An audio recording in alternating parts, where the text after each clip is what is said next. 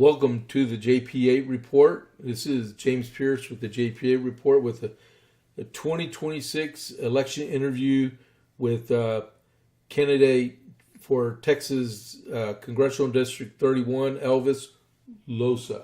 Correct. Yep. All right. Thank you for having me. All right.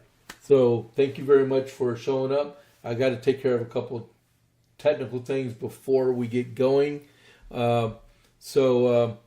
Welcome everyone to the JP8 Report. If you're watching this and you're not a follower of the JP8 Report on Rumble, please click that follow button and click the like button and please share it. I'm pretty sure Elvis here would love for you to share this out. Well, that would be greatly appreciated. But for me, I really like it if you follow the podcast. All right. So thank you very much for showing up this afternoon. And we just got a series of questions here. Hope you don't sweat too much. We'll see. All right. And in full disclosure, you haven't paid me anything and I haven't paid you anything. And I'm also going to invite other Republicans that are in the primary for this congressional district also. All right? Yep. To make it fair across the board for all of us. 100%. Right. And I appreciate you having me on and the opportunity to speak to your guests, your viewers. Okay. So before we really get started in there, do you want to introduce yourself? Sure. My name is Elvis Lossa. I'm a U.S. Army combat veteran, a former Ted Cruz staffer, most recently the policy coordinator for the Speaker of the Texas House of Representatives. And I'm happy to be here. Thank you for having me. All right. Okay, so our first question is, do you live in the new CD-31 district? So I actually was redistricted out of that district. I live in Cedar Park. When Abby and I first moved into the district, it was in 2007. We bought our first house in Copper Cove.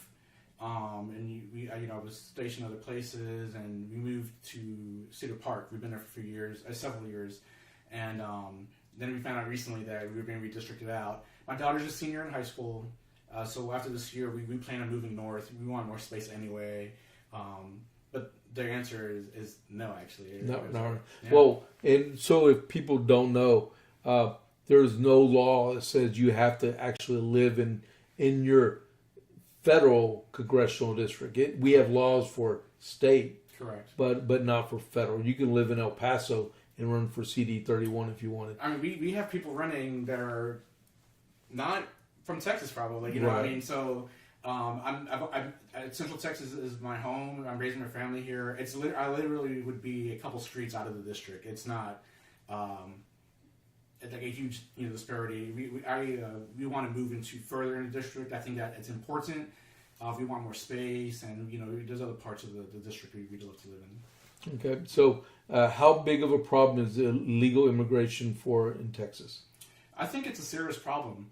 We're at the southern of the United States. We're bordering Mexico.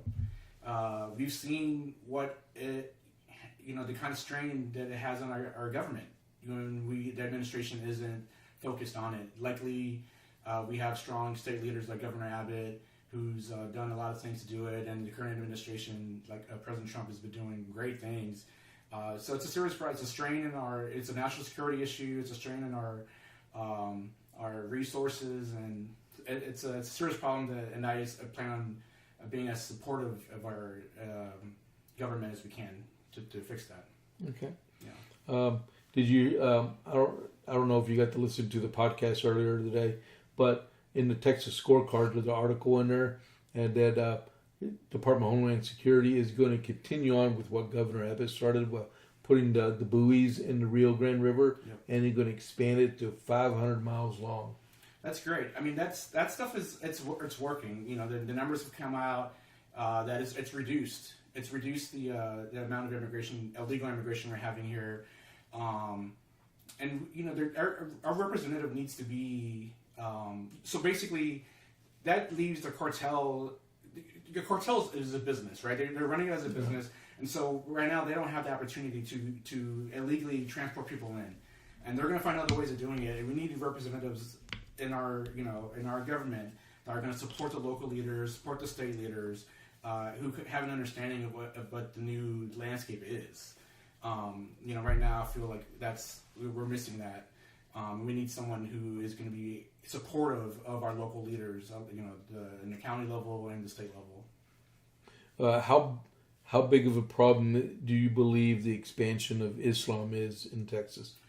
I believe, I'm supportive of the Constitution. I believe that the United States was founded on religious freedoms. I believe that there is extremes. Extremes and terrorists and I think that's the problem. I am supportive of any regulations and any policy that can protect our district and protect our country against terrorists and those threats. I shy away from labeling all groups of people a certain way because over the years it's shifted. It used to be one type of religion. It used to be Catholics. It used to be blank and so and through my life, I used to be in the military. You meet different people of all different races and religions, and you learn that not every single person is extreme. I've met Democrats that are more center, and I agree with them in a lot of things. So again, I won't blanket anything, but I am aware and concerned about the national security in the U.S. regarding terrorists and extreme groups. Yeah. If elected, which caucus or more senior representative do you see yourself aligning with ideologically? So like I mentioned before, it was in the U.S. Army. I'm excited about joining the U.S. Army caucus. There's not many veterans. There's a U.S. Army caucus? There is.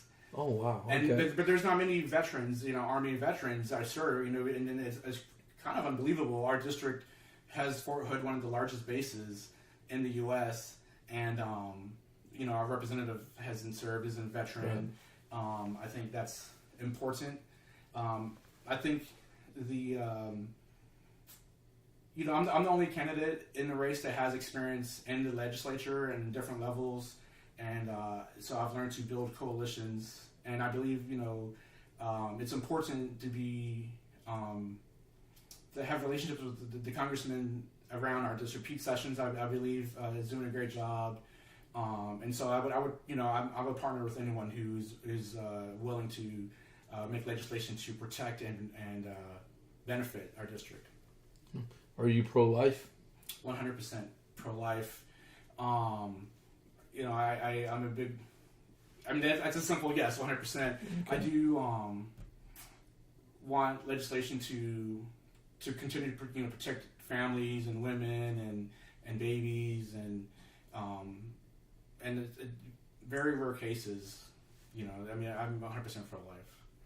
Well, do you support President Trump's resurgence of the Monroe, or he calls the Donroe doctrine? Good old Donroe. It's important. America First isn't just it used to be a bad word, being nationalist, and I never understood that. You can be America First and still be thoughtful of other countries and thoughtful of other societies. I'm excited that he's brought it back, that he's had the fortitude to do that, and I support him in that. Because you can't be a pure isolationist. We have to protect our brothers here in the Western Hemisphere. You have to protect our brothers. And we have resources all over the world. If we do it right, we can. We're the leader in the world, right? And if we don't act like it, everything we do internationally needs to be with the mindset of America First, and so I'm excited about that. He's done a great job. I fully in his backyard. I'm fully MAGA. Okay. Yeah. I will say the no, go on. Oh, okay. Because we got a few more. Because I'm probably going to cross that bridge. Sure. Do you believe President Trump's use of tariffs was a good move or bad? I think it was good. I think tariffs are a long-term investment. I think that it's a solution that, there's a term, you have to take the medicine, to fix, the thing. And our prior administration did a lot of things that seemingly, it was just downright wrong, and it was hurting the economy, hurting the country in general. And I think tariffs have been helpful, and I think we'll start seeing the benefits of that soon. I think it's like over 250 billion that's already been taken in. Yep. Do we need a balanced budget amendment? I think that a balanced budget amendment is definitely something seriously to look at, and I would support an amendment like that. I think that I believe in being fiscally responsible and fiscally disciplined. I don't believe in just doing things out of like the rhetoric or just doing it because it's an ideology. I want to make sure that we are still able to operate our government, take care of our people. But I definitely would look, would support something like that. Do you support closing primaries? Yes. I think the answer is yes for me for that. I think that we need to protect our elections. We need to make sure that voters are able to express themselves. But yes. Okay. Well, do you support campaign finance reform? I do. I think that there is a lot of, when you start looking at campaigns, like the larger campaigns, and a lot of the money is coming from dark money, and we need transparency in government. I think that one of the benefits of me as a candidate is that I'm a regular American. I've been raised in our family as a regular American Joe, and so I want accountability and transparency, especially in campaigns. So, yeah. Okay. And don't forget to turn yours in. Yes, let's not make that mistake. What are your views on term limits? Term limits. I think that we need term limits. We have members, and you see it across the country that they treat Congress like it's a retirement home. And I don't know exactly what the term limit is. I'm comfortable with 12 years. I think seniority and experience do mean something. For me, it's frustrating because as a man of integrity, a military person, when I say something, I say what I mean, and I mean what I say. So when I am applying for a job, when I'm running for office, I want to do a good job. And if once you get to a point where you start forgetting where you come from, who you represent, you're not being accountable to the voters, you're missing votes and all these things, then that's why we have to have these rules like term limits. I don't think anyone really, people only care because they start forgetting where they come from. And so I do support term limits. I'm not sure exactly what the years are, but I think that sentiment comes from people are frustrated with you were sending these representatives that are just going on name base alone. They're not doing the job, and I think that's where the sentiment comes from.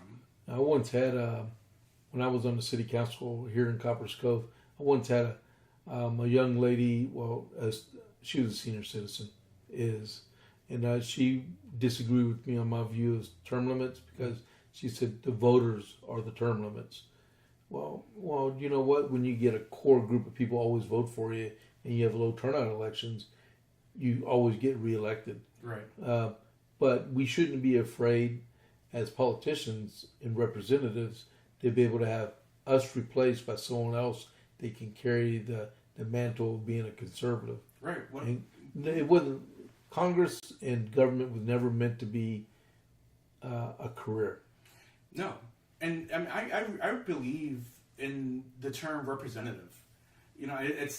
I am a government staffer. I work in supporting elected officials in different capacities, but it's a service, and so you're right. It was never meant to be a career thing. But that's my next question. What are your views on congressional retirement?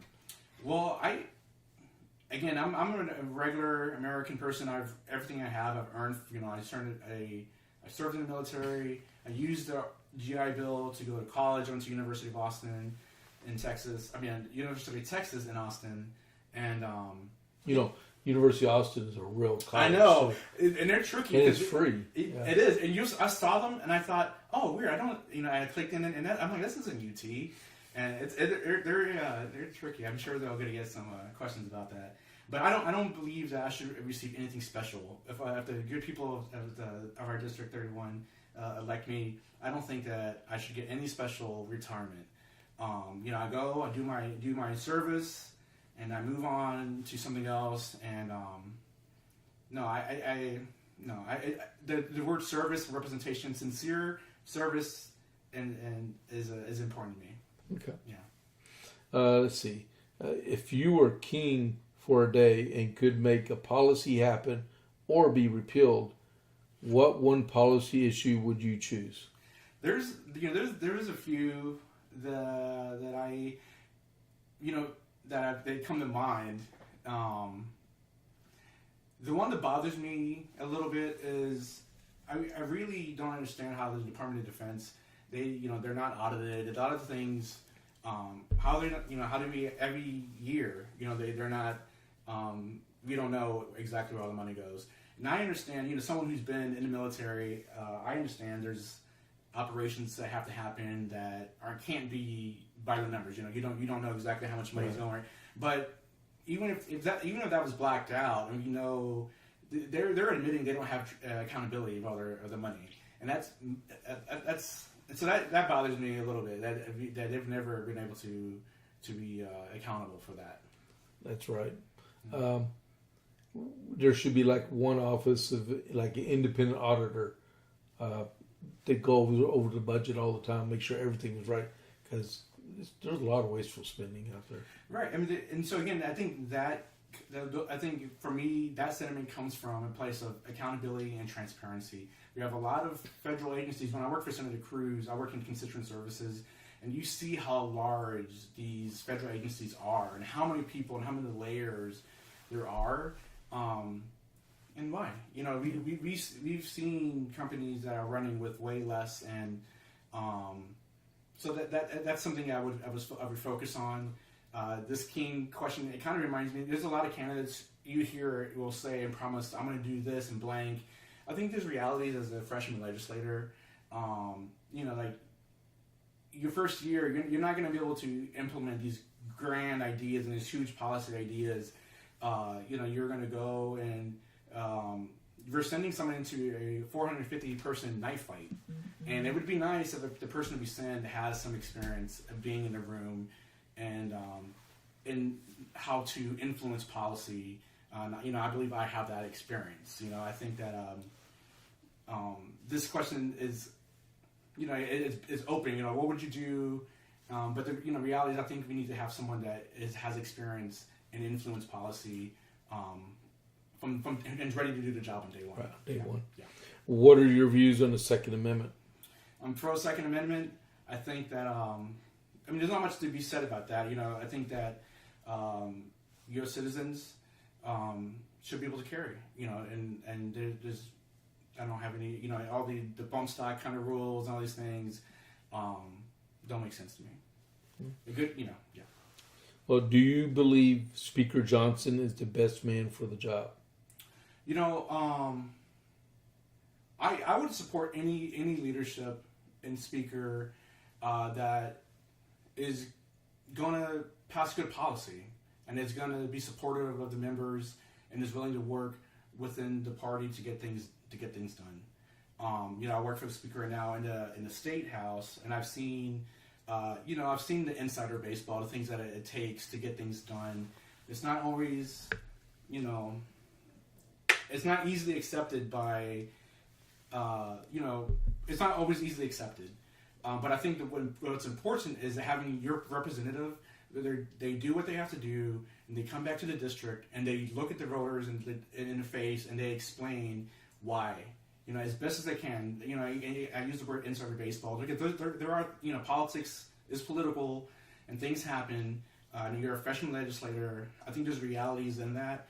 But having the fortitude and integrity to go back and say, I did this, I voted this way because of this. And I think the voters, if they elect me and they get to know me, they'll know I'm a man of integrity, and it's not always going to be what you want to hear.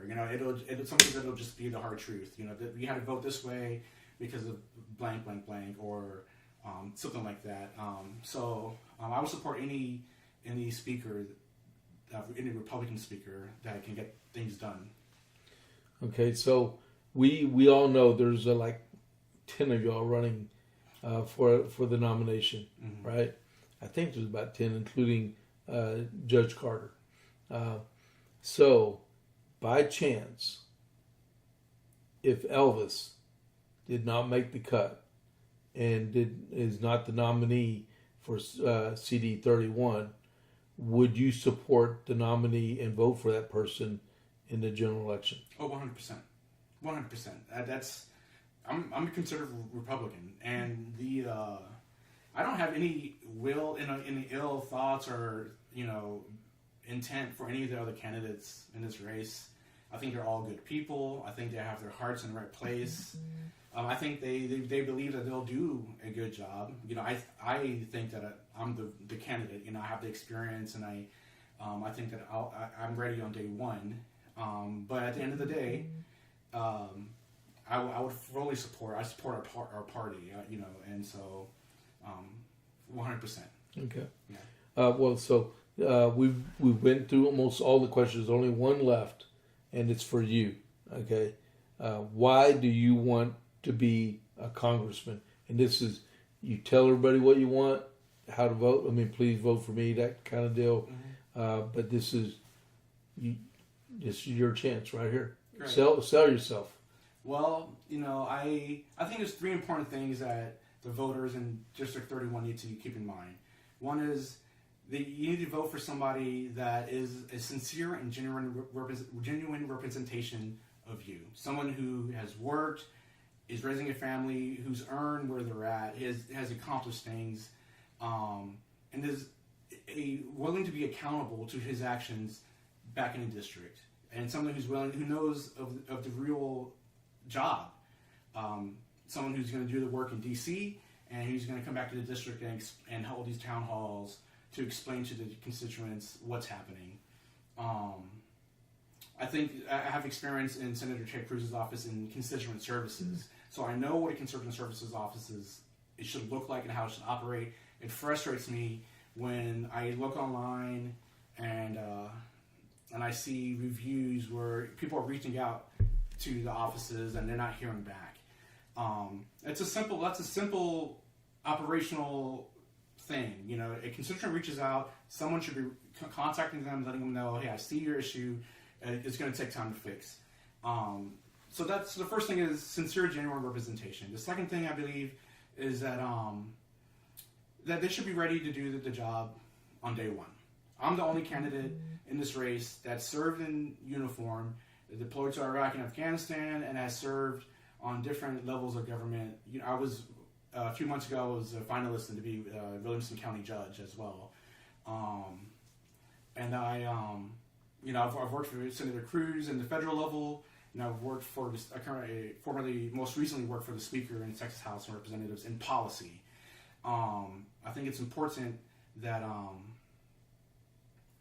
we're sending someone who has an idea, who's read policy before. They're not learning how you follow legislation and how it goes from one committee to the next committee, or the importance of raising money. There's this job isn't just speaking in front of, it's not just for the influencers. It's not just for, we get to play congressman. There's actual things, and there's real concerns that I'm worried about in the district. Everyone's speaking about the things we see on Fox, but we have real national security concerns.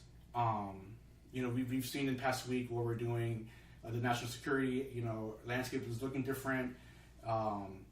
We're in a arms race in AI. We're trying to develop the most sophisticated and advanced artificial intelligence, and we're racing adversarial countries.